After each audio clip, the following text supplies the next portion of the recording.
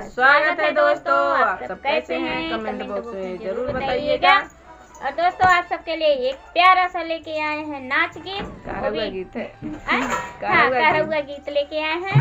अगर हमारा कहा हुआ गीत आप सबको पसंद आएगा तो लाइक सब्सक्राइब करिएगा। कमेंट बॉक्स में जरूर बताइएगा कि हमारा कहा हुआ गीत आप सबको कैसा लगा। और ढोलक दिखा नहीं पा रहे हैं पर ढोलक के साथ बजाएंगे हम और गाना गाएंगे। आप लोग कमेंट करके बताइएगा कि हमारा ये गाना आप सबको कैसा लगा। और ढोलक अभी हमको अच्छा से बजाना नहीं आता है, फिर भी बजाऊंगी और दिखाऊंगी तब जब मैं अच्छे से बजा लूँगी। ठीक है, तो आप लोग का ढेर सारा हमको दुलार और आशीर्वाद चाहिए, जिससे हम अभी तो ढोलक लेके आए हैं ताकि इससे बड़ा कुछ और लेके आए आप सबके लिए। चलिए हम लोग सुनाते हैं।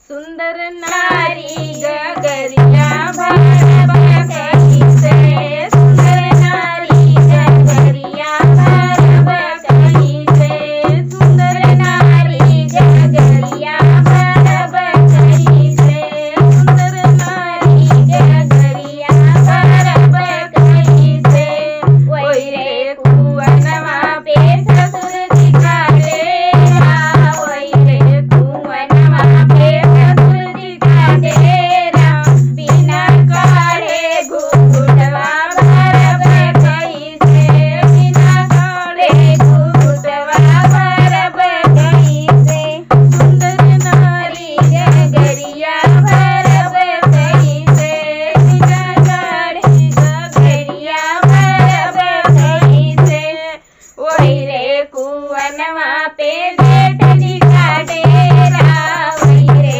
कुंवरवा पे जेठ दिखा डेरा, बिना छोड़े जगतिया भरब कहीं से, बिना छोड़े जगतिया भरब कहीं से, सुंदर नारी गगरिया भरब कहीं से, सुंदर नारी गगरिया भरब कहीं से, वही रे कुंवरवा पे देवर दिखा डेरा, वही रे कुंवरवा पे देवर दिखा डेरा, बिना मारे नजरिया भरब कहीं से, बिना मारे नजरिया भरब कहीं से, सुंदर नारी गगरिया भरब कहीं से, सुंदर नारी गगरिया भरब कहीं से, वही रे कुंवरवा पे पियाज का डेरा,